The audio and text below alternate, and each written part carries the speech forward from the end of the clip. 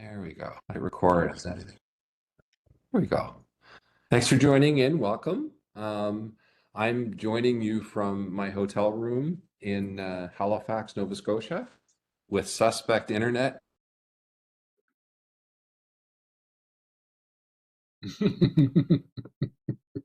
Good timing. So, oops.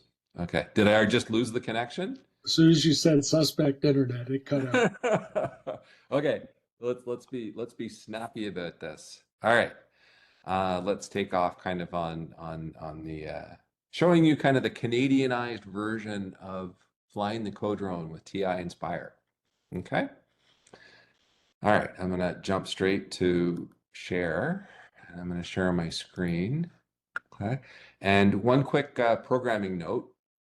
Um, Obviously, we're doing the CoDrone one this week, but there is a flip-flop. Paul is not going to be, so we're going to make a change kind of here later, but Paul is going to go when Rick is. So Rick and Paul are swapping, just so you guys know. Okay. All right. So if you go to education.ti.com, the standard TI site, and give me a thumbs up if you guys are seeing this too. And periodically move so I know it's not just your frozen self kind of thing too. So I don't know. And if you type in CoDrone in the search, it takes you the very first link is the product page. Okay. So this walks you through kind of the story behind it and so on. Gives you a link to RoboLink, the CoDrone. So if you go to RoboLink, just to show you, they're the ones that make the CoDrone. This is their website. They're in the US though, so as we've discovered, you can't buy things from RoboLink on the US side. They're kind of like TI that way.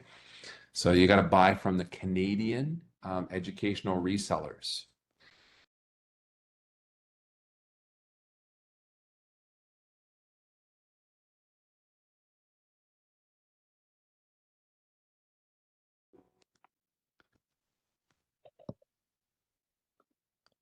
Okay. Give me a thumbs up if you guys saw that show up in the chat.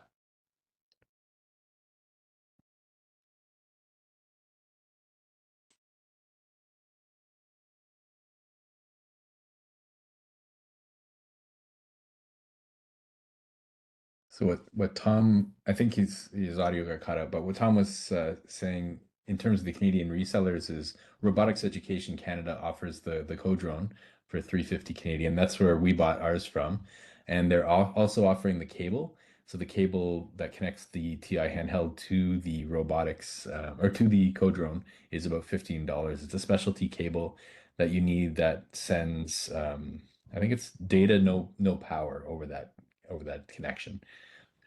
He also has a pack as well that you can use. I don't know if you can see mine. So here's the case that you can pick up. If you open it up, it's got, well, Tom will show you, it's got the drone and some extra batteries that can be stored in there, and etc. So it's a pretty good kit. Well, Vera just said she managed to buy it from the TDSB approved. So they've got it on their list, eh, Vera? Cool. Awesome. Yeah, thank you, Chris, so Chris and Rick kind of will be my voice and my when and if I should cut out. So thank you. Yeah, so the RoboTix is the one that Chris got it from, and Rick, remind us the company that you bought it from. I got it from RoboShop. And ballpark, it was around 350 plus tax. Yeah, it was around 350. It wasn't much difference in the prices I was looking at. So when I ordered it was a company that showed that I could get it faster, so that's why I ordered it that way. But I didn't order the cable, so I got to get the cable.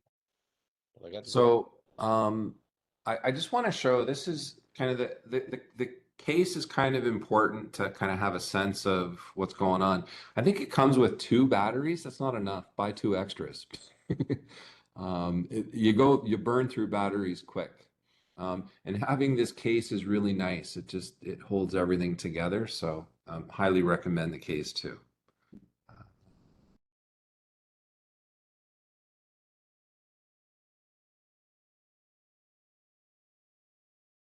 All right, so I'm going to go back to here. So let's go through the steps of configuring things. So much like the microbit, you got to do a little bit of work before you're going to have fun flying it. For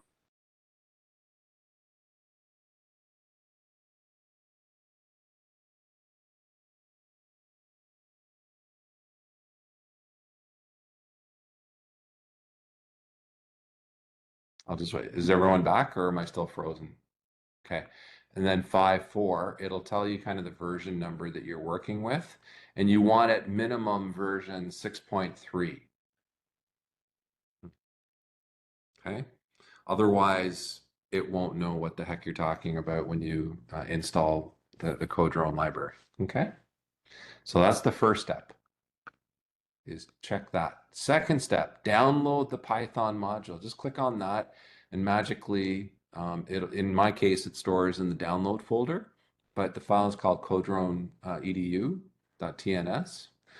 So then what you're going to do is you're going to go to your TI Inspire software and connect it to your handheld and set up to be able to transfer. And something, this is kind of good to know. There's two things you can transfer to the handhelds, folders or files. In this case, we're transferring a file, and it was called CoDrone. As you can see, I've downloaded a few times. So go here, select it, and send it. Sorry, it's not. It's been a little grumpy.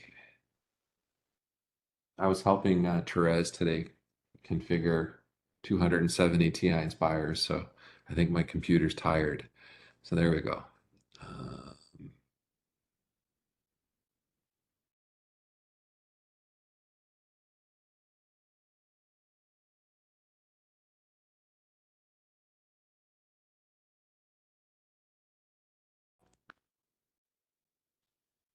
To this. Am I back again?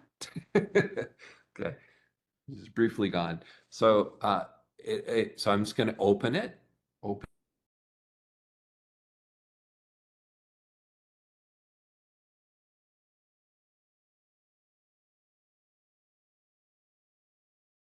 the file. Back again. So it's going to say go to the next page, and then hit menu, 1 for tools, and 8 install. Now I've already installed it, so it's going to give me kind of an angry message saying you've already done that. Okay, and we're good to go. Okay, thumbs up if you followed that without too much interruption. So far, so good? Okay. All right. Now, there are other things that we can do, but well, actually, no, let me show it to you. So if you go back to the CoDrone TI page, there's a guide you can download that looks like this. It'll walk you through step by step. Really nice PDF. But what's probably even nicer, if you scroll down a little further, download sample programs. Now, this is a zipped file that when you open up contains 4 TNS files that are really nice ones to play around with. And I'll show you my favorite one.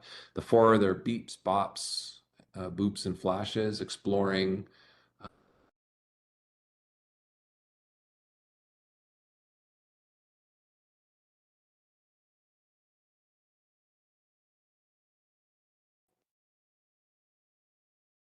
Am I back again?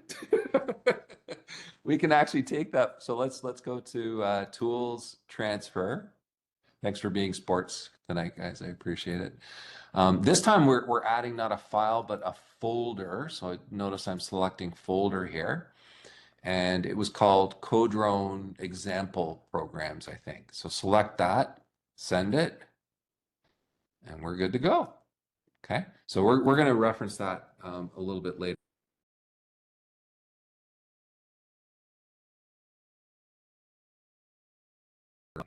But here, and I'm not going to open that file for now.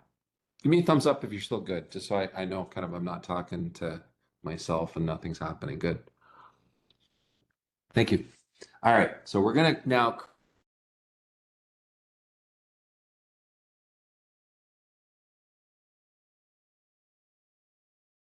first, at Python. You guys are all pros at this. A new one. My favorite name, AAA. All right. Menu-driven coding, menu. It's not a TI thing, so it lives in more modules, A. And there it is. It's RoboLink because we installed the RoboLink Python library, number 6. Okay. And number 1 imports the CoDrone library, which automatically dumps those 3 lines of code in.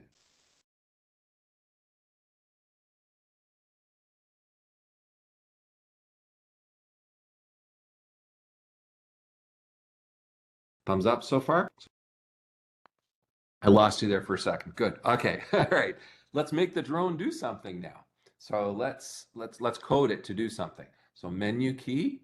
Now you'll notice that since I imported the RoboLink library, it now appends below more modules. So you see it down kind of next to B. So I just have to type B. And a really nice starting line of code always is flight start stop. So go to number 3 for flight start stop, and takeoff is a nice first command. I think it goes up around 50 centimeters-ish or so. Okay. And what do we want it to do now? We're going to take, let's go to menu. Let's go to RoboLink, and I'm going to take suggestions. Where would you like to go next? Feel free to unmute. I'm not seeing the chat, so it's easier if you unmute. Or someone Say, can Tom, let's get it to do a stunt. a Let's stunt. see what it can do. A Yes, let's see what it can stunt. do. 6 stunts. Ooh. Well, Rick, would you like it to flip front, back, right, left? Oh, whatever way you flip it, I'm good with. So you decide. All right, let's flip it front. Okay. All right. And then a really good thing to do, let's keep it really simple kind of thing. So let's go back to menu. You don't have to put a line of code for land, but it's good kind of, I think, to stick it in. Land. And a really nice thing to do, since your battery in the drone dies slowly over time, is to ask it, hey, how much battery have you got left at the end of each flight? And you can do that by going to sensors. So menu, RoboLink, sensors is number 8. And it's kind of cool to see. Do you see that there's a color sensor, a temperature sensor, pressure, heading, height, and battery? We're going to pick battery. Okay. And you just have to stick some variable in. Okay. Thumbs up. Got you all still here? All right. So we have our program, right? So now we need to do a few things before we can get started. We need to take the battery, which does have 2 sides. There's a side with a ridge and a side with no ridge. And you'll see here that there is a little ridge that tells you kind of, so the ridge side of the battery kind of slots in there. And you got to give it a pretty good, okay? And then a light, that's actually an RGB light there. There's RGB lights all over the place on this thing. So it's ready to go, and it's flashing because it's not connected to anything yet. I'm going to put it down on my helipad down there. Okay. Now let's go back here. This is the RoboLink controller.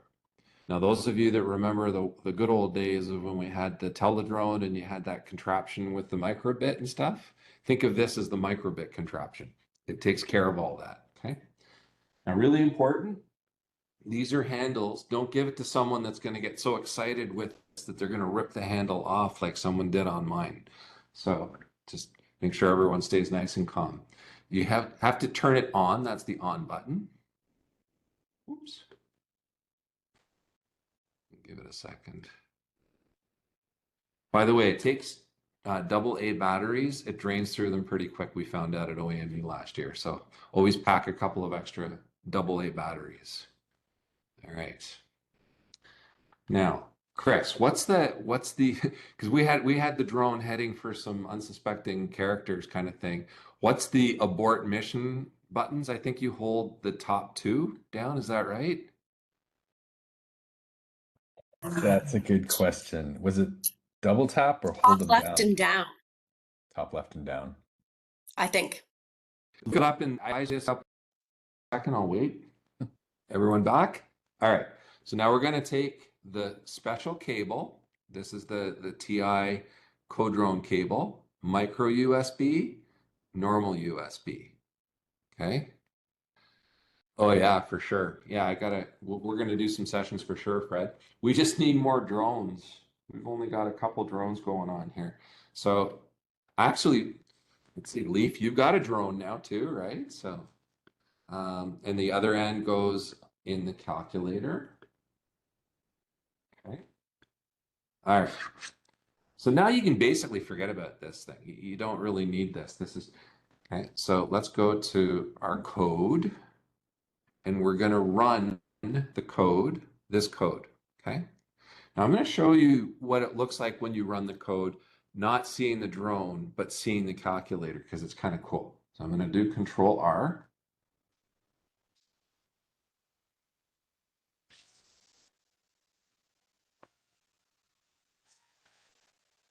Very exciting. Wish you guys could see this. It's so cool. All right. So run it again so you guys can see the what it looks like. There we go. Okay.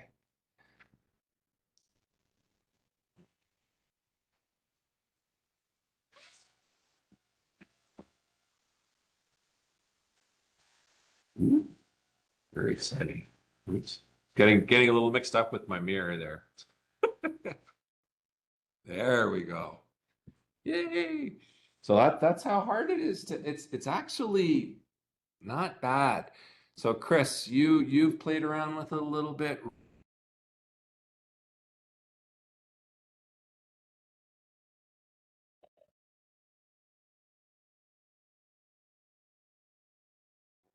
I see Tom's lips moving, but I couldn't hear what he was saying. So yeah, I played around with it a little bit in my classroom. I've been flying it around my over top of my students and stuff just in class to test it out. And I have a workshop planned, a rover workshop planned actually, in a couple of weeks, and I'm hoping to use the drone as a next step once they get through the rover workshop to, okay, now let's try this in 3 dimensions and have them play with it a little bit. So, and how hard was it to get started with it? Was it pretty straightforward, Chris? Yeah, I mean, it was pretty straightforward. I would say that there are more commands in these menu for the drone than I expected. There's some more terminology that like yaw and pitch and all that kind of stuff that you have to figure out. But that's later on, right? To do the basic stuff, up, down, left, right, it's pretty straightforward. But you can do a lot of cool stuff with it.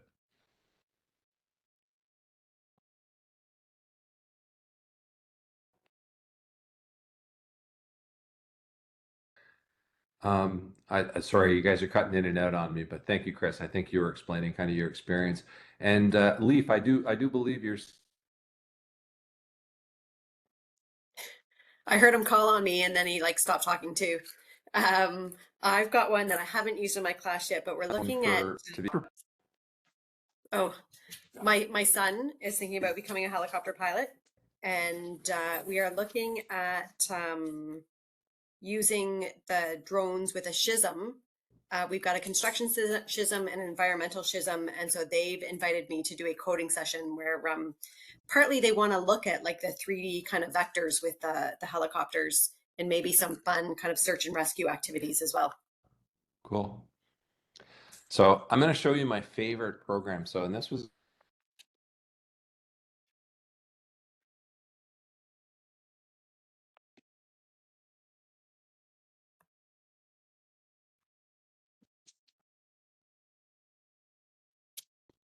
okay. It's in one underscore CoDrone samples kind of thing, or I think I actually, what's today's date?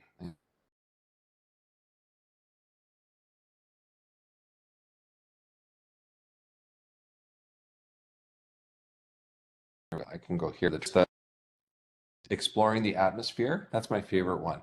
It's kind of a neat use case of this.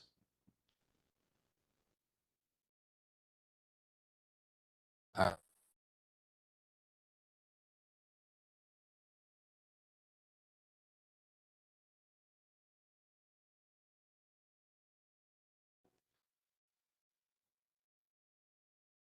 There we are. We're back. Pressure changes as you get higher. I'll have to talk really quickly, kind of in the times when I'm here. The higher you go, the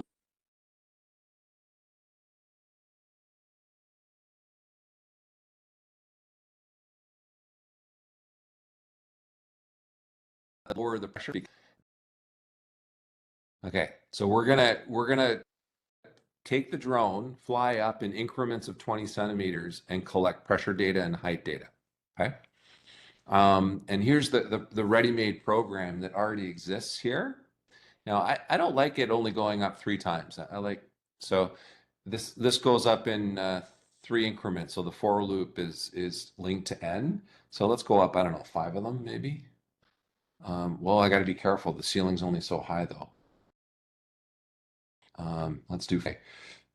Now, it's going to have a list for heights, a list for pressures, drone takeoff, you know that one. It's going to hover for 2 seconds. So there's a cool one. So there's a hover command. It's going to store, sorry, it's going to store the drone height in the variable h.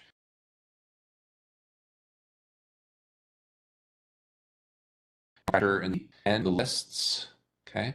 And then it's what it's going to do. It's going to increments of 20 centimeters and take another pressure reading and add it to the list, and then eventually dump all that stuff into a TI Inspire list. Okay, let's run it and see what happens.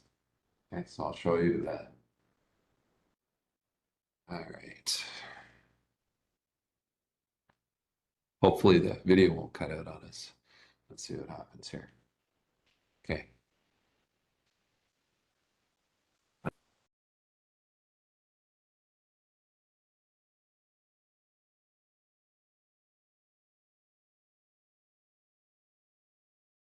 That's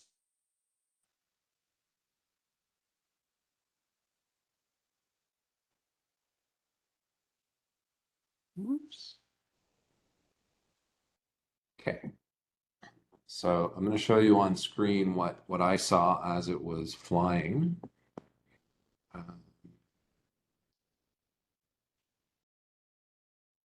Okay. So it showed you kind of the pressures. And what's cool is now you can take this and graph it. So if I go over here,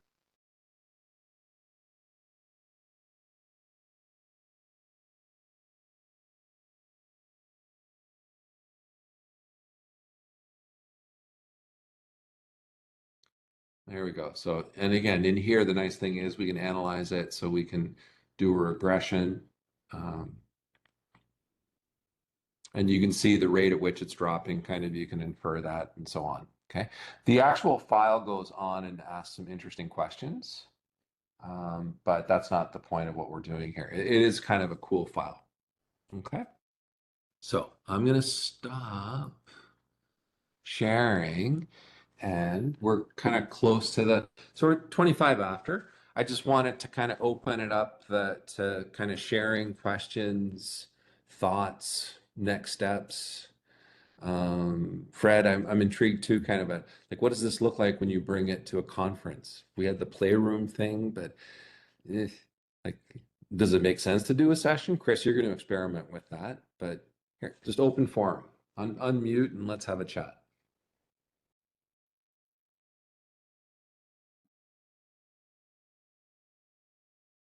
Tom, just a quick question. Yeah. In terms of connecting this to the TI Inspire software on the computer, is there much of an issue with that? Can you do it? There wouldn't be a cable to connect the computer to the CoDrone yet, right? Sorry, I Yeah, logged but out what if, back. Are you back? Sorry. Yeah, right now you can't do it with the software, but you can with the handheld, which is why I was doing the whole document camera thing. okay. I'm pretty sure that in the next update for the teacher software that you'll be able to do it with the teacher software, but for now it's just a handheld. And in case you're wondering what I had thought of doing, which might be a good trick if you're going to do this live, is maybe stick a navigator hat on the device and make presenter so you can project the screen on the for a whole group. So I'm thinking that's probably the most useful way of doing it if I've only got one drone with a whole group, I think. Yeah.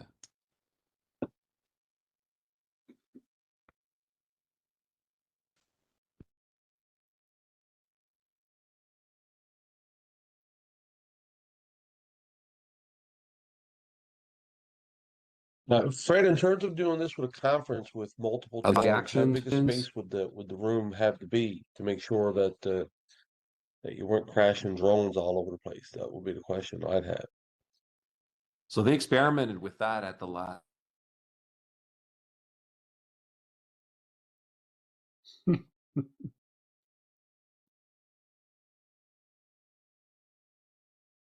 T cubed. We lost you, Tom. Sorry, at the last T Cube conference, I think they had a whole bunch of drones. Anyone in the group in that session that can share what it was like? Yeah, go for it, Kelly. Yeah. It was great. It was simple. It was easy with a few instructions. There was a flight area and there was a work area, and it made it. And we did the same thing in New Hampshire as well, and everything went really smooth. I liked that they had the drones numbered. Like we actually, I think, lost track of ours at one point that we thought we were flying one, and it turns out that one was controlled by somebody else. So when we found ours, like in a group of people behind us, we knew because of the numbers.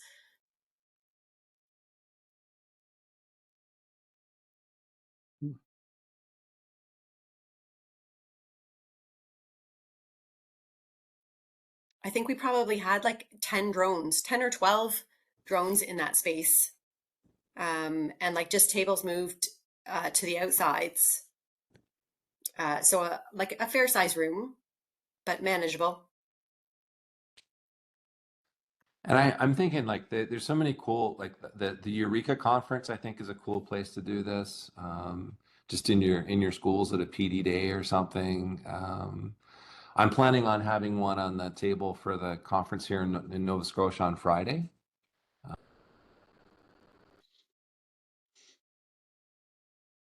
They had at the New Hampshire one, it was organized really well, and they had a whole couple flight areas with different challenges. And so that was pretty cool.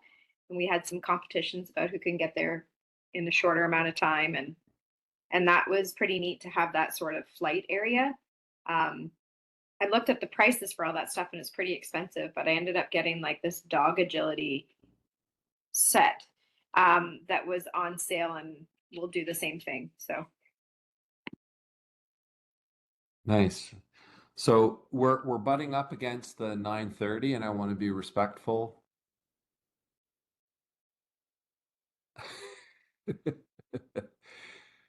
Respectful kind of the of everyone's time. So our next session, Rick, you didn't even know it, but you're up next. So you and Paul are swapping. So 2 weeks from now, Rick, tell us what you're going to be talking to us about. A little while ago, I was given a challenge to see if some of the things that we did with Shad over the summer, if we could take some of that and go from the Innovator Hub to the microbit. And I've been playing around with the LED lights on the front of the microbit that are also a light sensor built in as well. So in 2 weeks from now, I'll take you through on what would typically be a shed anywhere type of activity, and how we use light sensor. But this time, instead of being the Innovator Hub, it will be the microbit. And that's the plan for 2 weeks from Nice. now. And Paul, maybe you can share very briefly. Oh, I think I may have lost connection.